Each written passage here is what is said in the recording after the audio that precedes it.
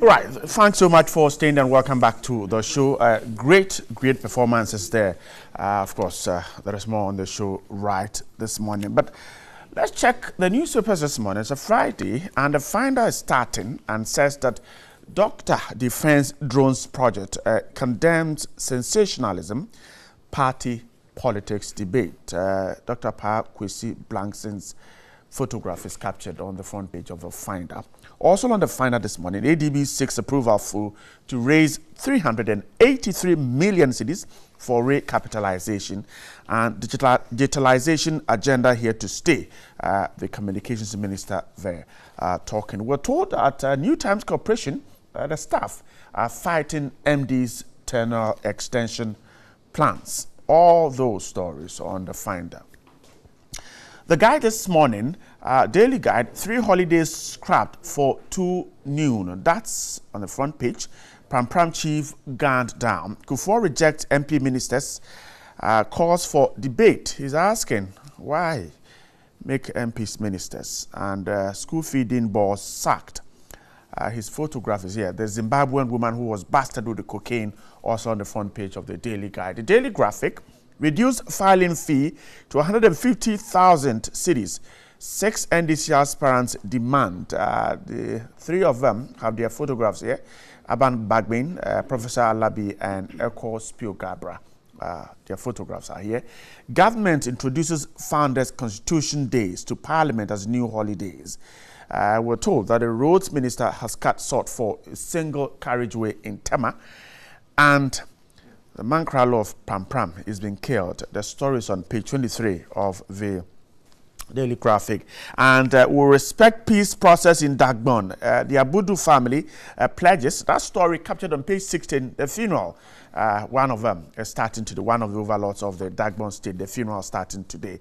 Government awaits validated indicators to fully exit IMF. Those are some of the stories I have on the pages of the newspapers I have this one. My guest to do the talking, a member of the NPP's team, Eric Chum, is here with me. Good morning. Good morning. Hope you're doing great. I'm doing fantastic. How are you? I am also good. Thanks for joining us. Let's have a conversation this morning. Some good news from Daily Graphic. If you take a look at page 24, government implementing e-services to ensure efficient delivery. The communications minister here says that the government is implementing integrated e-governance systems in the various state institutions to ensure more efficient delivery of government services, reduce corruption, and enhance transparency. The e-services are currently being implemented in the ministries. So the MMDAs, as well as the Judicial Service, Parliament, the Immigration Service, and the Kotoka International Airport. Under the initiative, e-justice will bring efficiency in the justice delivery system. E-immigration will facilitate speedy processing of travelers entering and exiting the country, while e-parliament will support the paperless flow of information in Parliament. Additionally, e-procurement will bring visibility and transparency into government procurement transactions. The initiative forms part of the electronic transformation project funded by the World Bank to increase efficiency, accountability, and responsiveness of public institutions. Madam Mrs. Esla Usu Ekufo made this known in Accra yesterday when she took her turn at the Meet the Press series in Accra. Eric, let's start the conversation this morning from here. Government trying to bring in efficiency in its service delivery. The e-system, how will it improve what we do by way of our governance? Thank you very much, Bright. Good morning to you once again, and then to the viewers of TV3 this morning. Well, I mean, when it comes to technology, I think that we all know that it's almost inevitable that we would have to innovate. Now, when it comes to the delivery of services to the populace, it's important that we're able to activate new technology to be able to make that a bit more efficient, cost-effective, and even apart from that, make it easier for the populace to access all of these services. Now, this is my area in terms of the use of technology, in terms of adoption and then the diffusion of technology. And it's something that has already taken roots in the private sector. Right. And so I think that it's just a natural progression for government to adopt some of these new technological innovations to be able to, one, support one existing infrastructure, and then also support the populace to access services from the public sector institutions. Again, it's also a function of change. I mean, when it comes to change, sometimes you would always get some kind of resistance, even from the people who are meant to actually implement or deliver these services, which means that when it comes to the diffusion of these e-platforms or e-systems, it has to be a bit more encompassing as well in terms of making sure that you get a buy-in of the implementing agencies, and then also even the populace to understand that these services are available and they are available on these platforms. So for me, I think that it's something that government, even not in the last few years, have actually decided to undertake an e-governance strategy to support what we all know how to do traditionally. And that's a step in the right direction. You realize that the Minister of Communication actually listed a number of things that has been done in the last couple of years just to make sure that we're able to, one, be more accessible. It's interactive. Government is really at the, we call it the last mile of getting through to the public to be able to do some of these things. But how should we deal with the challenges that are likely to come with the implementation of some of these? For instance, at the top, or let me say with urban areas, we might see smooth operations, but in getting down, we might experience some challenges with connectivity, internet access, electricity, and all that. How do we handle these? You see, I think that sometimes we dwell too much on the negatives or the challenges. Listen, this is not a. But we need to fix them. I have absolutely no qualms about that. In terms of the deployment of technology, I mean, if I have had first-hand experience, for instance, working in a telco, where being able to deploy services to rural areas. Now, the minister spoke about the rural telephony project, for instance. In terms of access to internet penetration in this country, it's actually extremely high. I mean, if you look at even Africa as a whole, I think that Ghana is the second highest in terms of internet penetration in the whole of Africa. We are not there yet in terms of the sort of services that you would find in the Western world, for instance, but we are there. So for things like mobile money, internet penetration, using of mobile phones, and having access to digital services and all of those things. These are things that most people are used to anyway. What you need to do is to be able to build on that particular platform so that you use the existing infrastructure to support what government wants to do.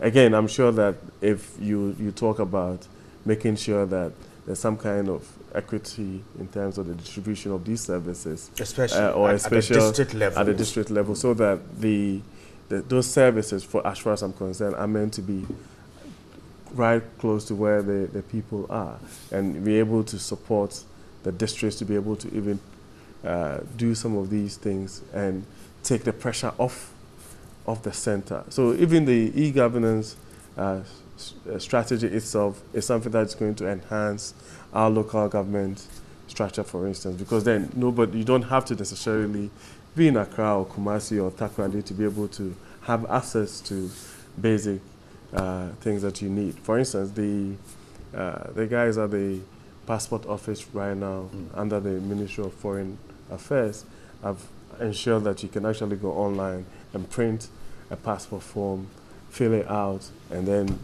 you don't have to necessarily leave, get to the urban center to have that done. So the moment you come there, you've already booked an appointment. You've been able to, you're just coming to do your your biometric details, and that helps. I mean, and I keep saying that there are benchmarks that we can essentially juxtapose what we are doing with. So we shouldn't have too much challenges in terms of the deployment of these services. Right.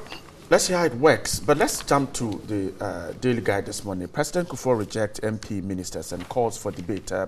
Former President Kufuor has stoked fresh debate over the appointment or the appropriateness of the system that allows the president to appoint majority of ministers from Parliament.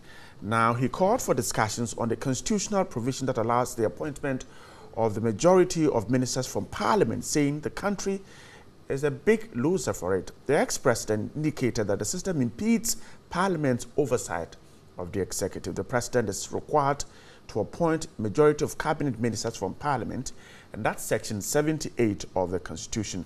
Now, Article 79, Clause 2 states a person shall not be appointed a deputy minister unless he is a member of Parliament or is qualified to be elected as member of Parliament. Now, such provision, he added, blurs the line for a proper separation of powers as required by the same Constitution. Ghana is a loser for having such a hybrid system. I believe that when an ordinary member of Parliament sits next to a member who is also the minister, that can help this member get infrastructure work in his constituency.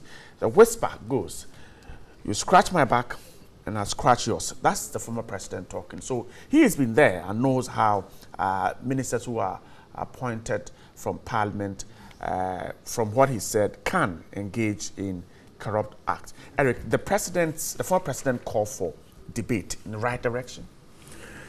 Yes, I think that there's something that we need to look at. We've had this current democratic dispensation for the last 26 years. Now, stopping short of criticizing the entire constitution, which has served us well, especially coming from where we had to come from. I feel that after 26 years, it's about time that we actually become candid with ourselves and look at some of these things that we find in there. I think the former president was emphatic in terms of a certain hybrid system that we try to develop and also execute. But if you're looking at separation of powers in a strict sense, I can understand why a lot of people would have some level of disquiet when it comes to the issue of having members of parliament also being part of the ministers executive, and then even goes on to actually put a cap as to a certain number. I think at least 50% of your ministers should come from Parliament. That in itself has presented a lot of challenges in terms of even the motivation why people would go into Parliament to start with. So I feel that it's about time that really, if we want to do this, probably advocate for an independent, or if you like, a clear separation of powers, so that the judiciary will do its work, the legislature will do its work, and the executive will do its work, so that this whole idea of principle of checks and balances would be able to come into play. It served its purpose for the last 26 years, as far as I'm concerned. But going forward and looking at where our democracy has actually developed to, maybe we need to look at it again and see if really we want to continue with the hybrid system. It might have its own advantages, but you would also know as a journalist that sometimes even getting members of parliament into the House to do some work does not happen by virtue of the fact that either they are engaged because they are part of the executive and they are busy doing other things, and then issues to do with even conflict. I mean, there's been issues where if, for instance, you have a maverick or a rogue MP, for instance, who has to disagree with a party position or a government position, that has become something that has become rare in our parts of the world by virtue of the fact that there's a whip system. And so for me, I think that it's a debate. The beauty of democracy is that we have to be able to debate these things and then come to a conclusion as to what would work for us. It's not set in stone, but of course it also is meant to be dynamic. Right. So after the last 26 years or so, maybe we have to go back and do some kind of introspection to see if it actually serves its purpose. So people have had issues to do with the number of, even the attrition rates, for instance, in Parliament, where they feel that sometimes we don't have enough experience in Parliament by virtue of the fact that there's this system that once you go 2 or 3 times, you're being handed. You have to get out. You're being handed to go because there's other attendant motivations, and once it becomes a free and fair democratic thing, you can't stop people from also expressing interest to do so.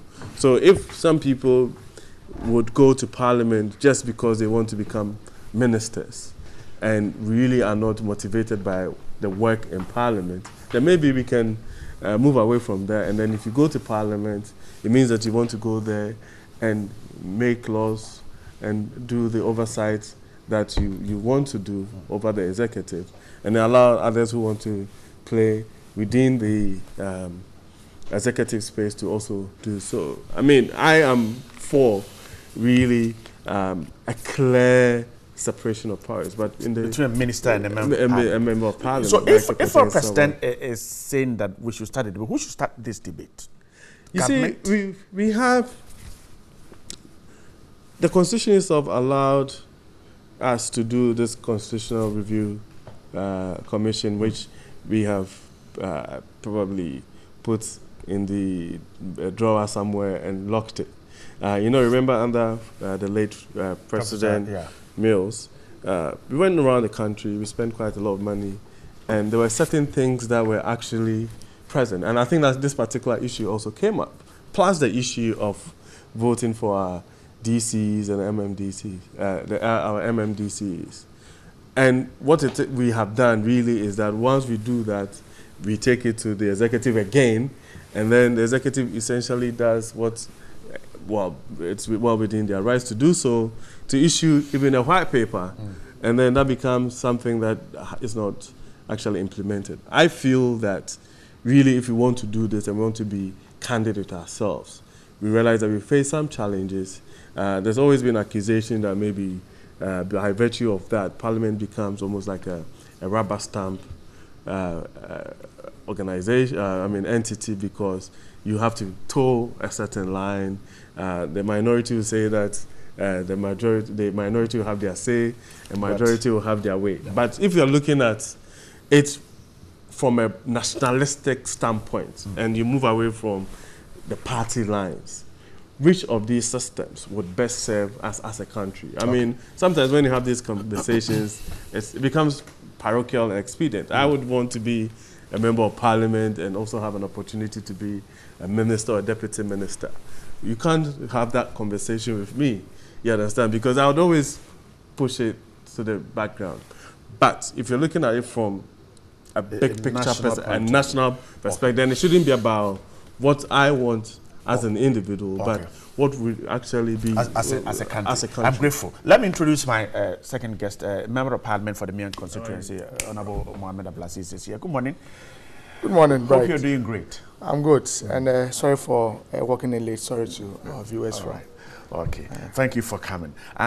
So a quick bite at this, and then we'll move on. Former President Kufuor suggesting that we should take a look at the situation or the constitution which asks the president to appoint a certain number of persons from Parliament. So some are ministers and MPs at the same time. He thinks that it's a recipe for chaos. He says that it can breed corruption. That's what the former president said?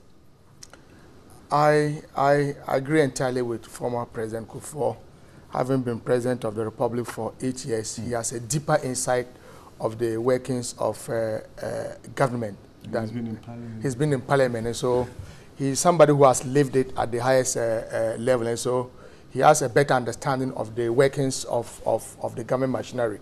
I agree entirely with him that we need to have a very tight distinction between the executive and the legislature. We are running that dual system in Ghana, the parliamentary and the presidential governance. A lot of scholars within the academia have made that call in the past. Unfortunately, we haven't paid so much attention to it. Now that it is coming from President Kufuor, a former president, I'm sure we would want to pay more attention to it. This is so because, for instance, if a member of parliament who has the desire to become a minister or a deputy minister will not be able to challenge decisions of the president becomes the fountain of honor for all members of parliament from the majority he doesn't side. Get the post. Yes, and so everybody would want to please the executive president.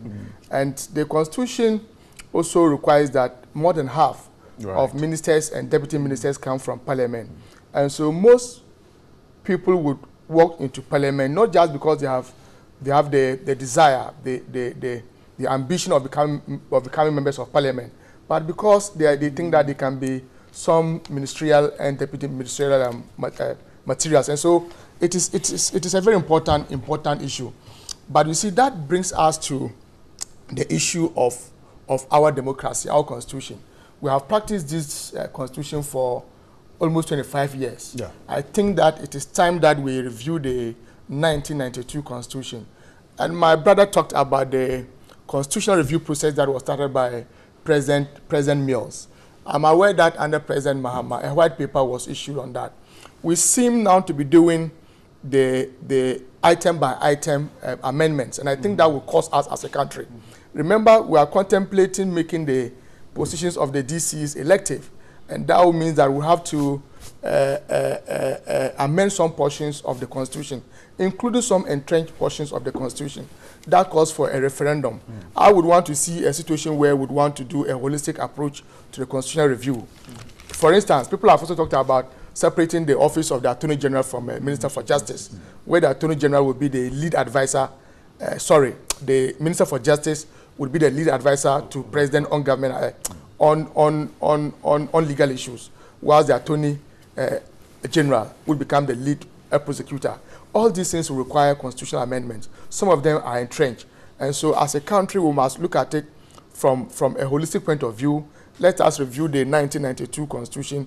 Let us see how we can make it more responsive to our contemporary democratic demands.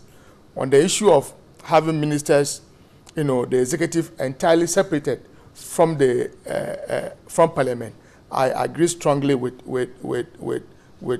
President Kufuor. If you want to be an MP, be an effective MP. If you want to be a minister or a deputy minister, please be. And that we can only do when we amend that portion of the Constitution that ties the hand of the president to choose more than 50% of his ministers and deputy ministers from Parliament. And like you indicated, if I am a member of Parliament and I am also a minister or a deputy minister, how do I hold my colleague minister or deputy minister accountable? I will be unable to do that because we are colleagues in Parliament. Right. I mean, you can't be a player and a referee. The Parliament is supposed to play an oversight responsibility over the executive. Now you are a member of Parliament and also member of that executive that you are supposed to play oversight over. That becomes a big challenge. That breeds corruption. Everybody looks up to the president. He becomes the fountain of honor and dignity. I don't believe that that is the way to go. Okay, I'm grateful. Now let's turn to Daily Graphic this morning. If you take a look at page 20, government introduces Founders Constitution Days to Parliament as new holidays. So government has laid a bill in Parliament to scrap 3 holidays and introduce 2 new harvests. Now, the 3 public holidays being scrapped are the African Union, the AU Day, which falls on May 25, the Kwame Nkrumah Memorial Day on September 24, and the First Republic Day on July 1. If the Public Holidays Amendment Bill 2018 is passed, it means that the AU, the Kwame Nkrumah Day, and the Republic Days will only be commemorative days. That means it will not be holidays. The 2 new holidays being proposed are Founders Day on August 4 and Constitution Day on January 7. The Public Holidays Amendment Bill 2018 has been referred to the Defense and Interior Committee of Parliament for consideration and report. So that's the story so far. A quick look at the holidays we have now. New Year's Day, January 1, Independence Day, March 6, Good Friday and Easter Monday. Others are the Eid al-Adha, the Hajj period, Eid al-Fitr, Ramadan period, Workers' Day, May 1, Farmers' Day, December, First Friday, December, Christmas Day, December 25, and Boxing Day, December 26. So those are the holidays. Now, we're told that some 3 holidays are to be introduced. Honorable Aziz, let me start with you. It was laid in Parliament. What was the response? Members of Parliament do not have access to the document yet. It was laid. It would be made available to members of Parliament. The bill was also referred to the Committee on Defense and Interior, and so they would assess the bill, listen to the Minister for Interior, look at the merits and demerits of the bill, and then present a report to a plenary for either approval or rejection. But that raises the question of holidays and national productivity. I'm one person who doesn't believe that we need too many holidays in this country, especially when we are all crying about national productivity and what we do for ourselves as a country. And so any attempt to reduce the number of holidays that we have, I am for it. For instance, when you have the National Farmers' Day and all other workers, including private sector workers, don't go to work, is that the way to honor our farmers? In fact, we should be using those days to reflect on policy initiatives that will better the fortunes of farmers and other workers. For instance, the farmer would be more honored if we ensure a land administration reform that would make land accessible for them to farm. If we can make credit facilities available and cheap to farmers, they would want to see how government can modernize agriculture so that at least the youth can also be attracted into farming. That is how to honor farmers, and not to have a holiday when nobody goes to work and students don't go to school. I believe that is unproductive.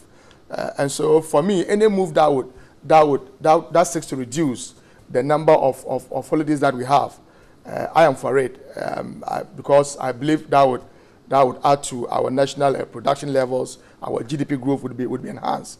Yes, but coming to talk about the specific days, right? The Founders Day, the Constitution Day, now being a commemorative day, I'm not surprised. If you look at the posture of the current government, especially the Speaker of Parliament and the President, you would know that right from day one they have not been in support of 21st September, the birthday of our founder, as a holiday. And so I'm not surprised that they are making moves to take that one out. But let us still continue in that national conversation. The Speaker of Parliament on several occasions have sought to downplay the contributions of our first president and founder, and some of them are purely partisan, and that is one of the problems of this country, that we are so partisan to the extent that everything of ours is politicized. On the issue of 1st July, the Republic Day also being cancelled, right, as a holiday, I think it sits well with me. May Day, African Union Day, that is 1st of May, right? 25th May. 25th. May 25. That's okay. That's I mean, those ones sit with me, that we can just have them as commemorative days, but not as holidays. The intriguing one is the 7th of January as the constitutional holiday. You know, that one could also be a commemorative one, because why? We would have the chance to swear in a president every 4 years, and so if we want to make every 7th of January or a holiday, what would be the import to achieve what? I think that as much as possible, we should reduce the number of holidays that we have. 4th August being the Founders' Day. Why 4th August? Why 4th August? Is it because the UGCC was founded on 4th of August? I mean, exactly that's the point. We're told that the fight for independence started on the 4th of August. That's what that's the suggestion. And so if you remember, the CPP... The president started that debate sometime last year or so. Right. So if the CPP was also argued that the day that the CPP was founded should be a holiday, if the NDC, the future government of the NDC, which I'm hopeful come 2021, would also say that the day that the NDC was established should be a holiday in Ghana, what would become the status of our country. And so maybe we should have a relook at that one. It would not unite this country. There has been that debate of whether former President Kwame Nkrumah is the founder of this country or not. Look, you cannot take away the contributions that were made by other stakeholders, including farmers and market women. But someone took the lead. Someone took the lead in our march towards independence, and must be accorded that respect and dignity. Whether that day becomes a holiday or not becomes the second layer of the argument. But the fact remains that President Nkrumah was not just instrumental, but he led the process. You know, we've read history. People who were interested in independence in the future, and someone who stood for independence as at that time. And so that one, you cannot recalibrate the history of this country. You cannot. There's no way you can begin to travel to Upper East, Upper West, to Brown region now to tell everyone that, look, under the government of President Akufo-Addo, Kwame Nkrumah is no more the founder of the Republic. You know, that will not happen. You cannot obliterate the footprints of Osajifo Dr. Kwame Nkrumah. Let us accept it. Every country has a founder. He is our founder. We are not saying that other people did not contribute to the effort. And like I'm saying, even farmers, market women, were all part of it. They were all part of the struggle. And that's why we have Big Six. Why? Brian, why are you not part of the Big Six? It is because we recognize the enormous role that the other 5 members of the Big Six played. That's why we have the Big Six. And they are all part of our history as a country. But these attempts to obliterate the footprints of Kwame Nkrumah would not unite this country. It will further polarize us. Okay. And who knows what the future government of the NDC would want to do, which I am hopeful come 2021. I'm grateful. I can see a smile. Eric, so these holidays, first of all, the issue of national productivity, and then you can zoom into the issue about the Founders' Day, the Constitution Days, and all that. Your reaction? Well, I mean, if the issue is about the number of holidays and productivity, what this seeks to do actually reduces the holidays by 1, isn't it? Yeah. So that, for me, really has dealt with the issue. I even have a view on, do we necessarily have to have it on those days? So in England and other places, they have what they call the bank holidays, where you'd have the Friday all the way to the Monday as a holiday, and then you come back to work, so that you don't break during the week to go for a day and come back the next day. You understand? It's something that we can adopt. It makes a lot of sense in terms of productivity, in terms of people who want to travel and go and spend time with their family, go to your village, MPs want to go to their constituencies and all of those things. So that is something that maybe going forward we can look at to have bank holidays. Of course, that is still significant because you are commemorating or celebrating those particular days, but we do it in such a way that we look at the time in the calendar to be able to do so. My friend here wanted to go into almost like an ideological conversation plus history lessons. But you see, it's always okay and expedient to skew the conversation to suit you.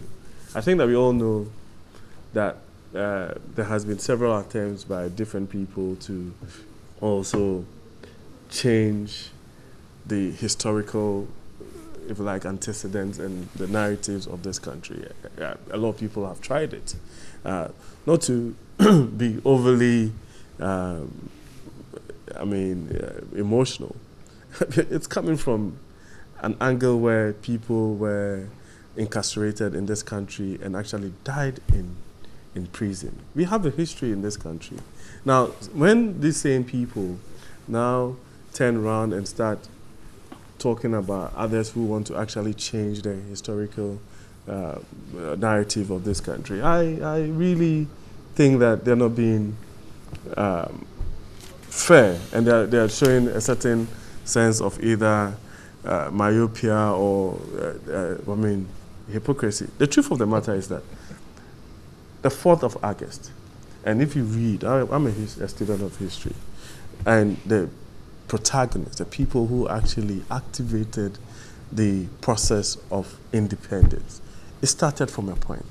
This conversation as to who is founder. Was it really independence, or they were struggling for land?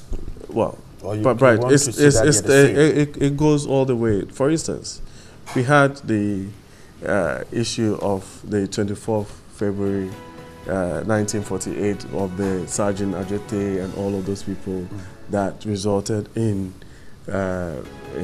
civil agitations and all sort of things that actually activated a process that actually started the independence process. But if you go as far back as the bond of 1844, and the people over there actually trying to establish the sovereignty of the Ghanaian people, it started from a very long period. The idea of having Founders Day and still having 21st September as a memorial day to remember a first president of this country, for me, it's a good one. Now, to move away from that and try and discount all the contributions of all Ghanaians. Like he stated, he spoke about market women and doctors and nurses and trotro drivers and all that, who played a significant role. So the point is that if you make the Founders Day, that's where you discount. No, yeah, but that is what I'm saying, that if we don't want to go to, I think that there are a lot of wounds that have been healed over the period.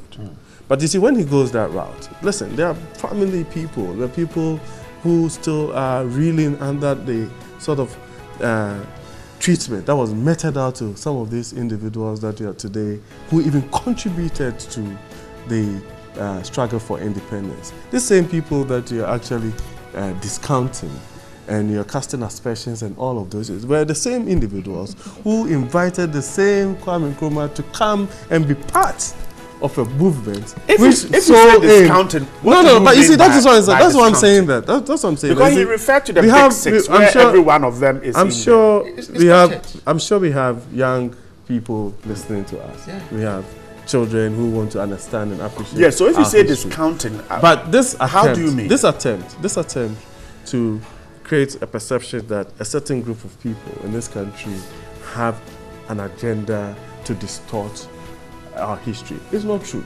But you see, when we want to go to the facts and deal with the kind of treatment, the things that has happened in the past. Listen, we are in the past where under Nkrumah, everything that was done that had anything to do with a UP tradition was either those people were either thrown in jail or was burnt or all of those things.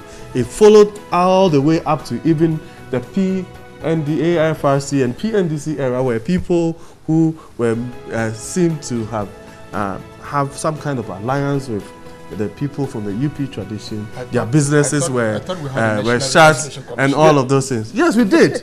But so that's what I'm saying, that when you go that route, then it makes me sad because some of Eric, us are still. We largely agree. But yes, you see, we largely agree some on of some of it these makes me issues. sad because you see, We largely agree on some of these issues. Yes. But the fact still remains that every country has a founder. it is not true that every country has a country founder. has a But founder. so they The are founder- countries. Ghana has no founder. Ghana, The as founder of this country as far is as I'm Dr. concerned, Kwame Nkrumah. as far as I'm concerned, Ghana has a lot of founders, and it has Who even led- a who lot. led- Who led Who the led the process? founders? Who led the process? Listen. Who Eric, who led the are founders? even unsung heroes? Yes, who led Exactly. the founders? No, but that is, you see, even the process of, you see, when you want to go to who led the founders? Yes, for instance, who led the there was an founders? election. There was Listen, certainly- there was certainly a no, but leader. listen. Who You declared see, it? listen. On 6th of March. There was a process. There was Yes. election in, I have in, been 19, told to wrap up. in That's why I'm asking the 1954. simple In question to wrap up. 1954, Yeah. there was elections in this country that was contested by the UP, UGCC, and the CPP. They were members of parliament. Nkrumah was prime minister at the time, right? He led Eric, a It's a very process. simple question. In 1957. Who led the process? No, listen. Sorry, That does not make you. That does not make you. Eric, sorry, I have to wrap up. I'm grateful. No, that I does don't not know. make We you a have to founder. wrap up the conversation. It's a Friday. I'm grateful, gentlemen, for your time. Eric Chum is a member of the NPP. Honorable Abdulaziz MP for Mion, a member of the NDC. Gentlemen, thanks so much for Thank you very much. Friday. We will continue Yes, we'll continue. I thought you would tell me who led the founders, but you didn't want to tell. Yes. No, but you didn't want to tell me. so there can be somebody who led the Okay, all right. Okay, all right. Let's take a break now. There is more on the show. Stay with us.